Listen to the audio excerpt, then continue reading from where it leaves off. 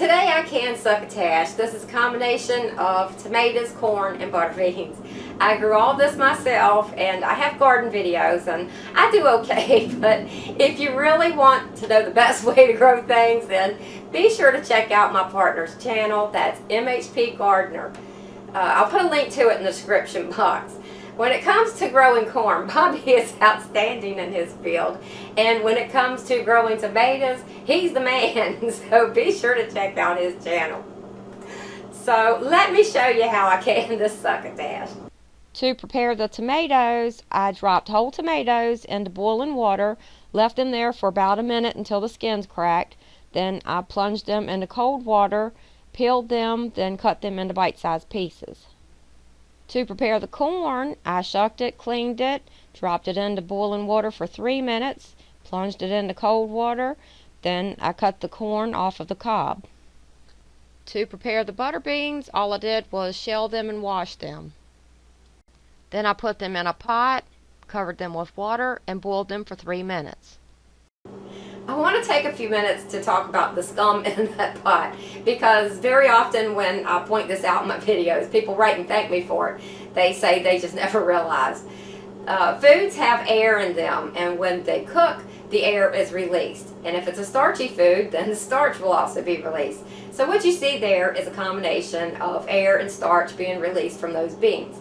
Now, the canning books give you the impression that there's basically no difference between raw pack and hot pack. Well, there is a difference, and this illustrates it perfectly. If I was raw packing these beans, that would occur inside the jars. And what can happen is when the beans heat up, they'll expand, because things expand when they're hot, and the beans will release air and starch, and that scum will be created inside the jar. And the chances are it will end up pushing out of the top of that jar. In addition to that, the air that was formerly in those beans will end up in the top of the jar. Very often people will raw pack things and write and ask me, what happened to the water in the jar? Why are they losing water in the jar? You're not necessarily losing water in the jar. What happens is the air that was in the beans moves to the top of the jar, so that greater air space was formerly in the beans.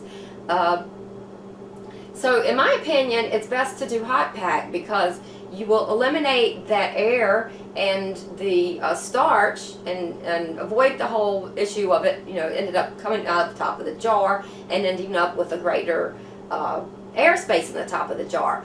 There is air in the top of these jars.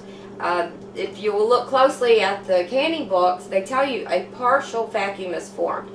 The definition of a partial vacuum is one in which a part of air or gas has been removed from an enclosed space. This is not a perfect vacuum. A perfect vacuum will have all of the air or gas removed from a space, and scientists even debate whether that's even possible or not. So there is still air in the top of these jars, and it's to your advantage to put a barrier between your food and that air space. And if you can, with the hot pack, you will increase your chances of having liquid covering the food and protecting it from the air that is in that jar. So I just wanted to point that out.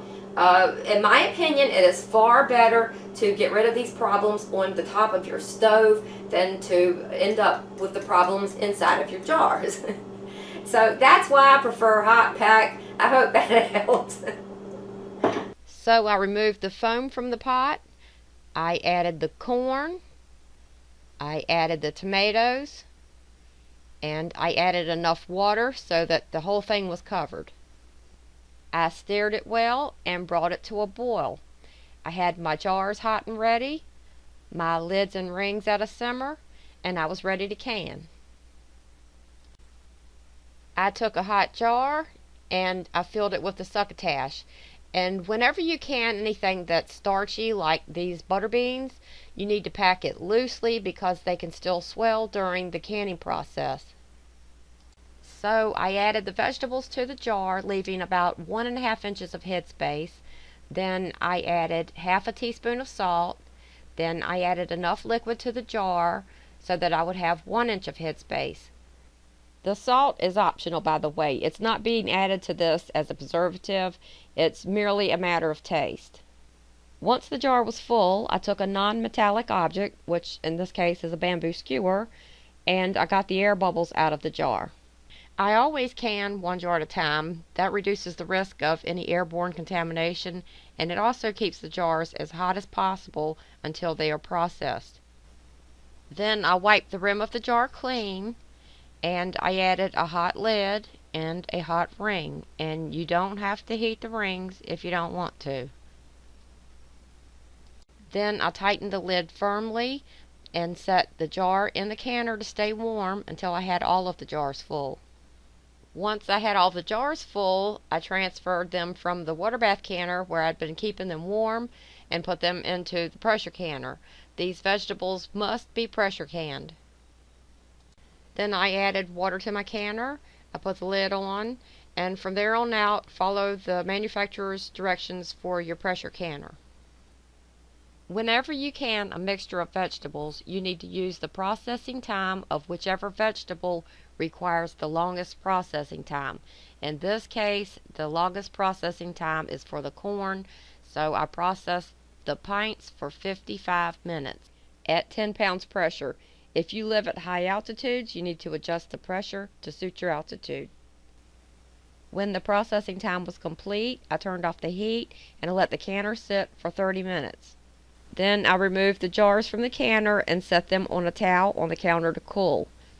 The next day, remove the rings, wash the jars, write Succatash on the top and the date that you canned them.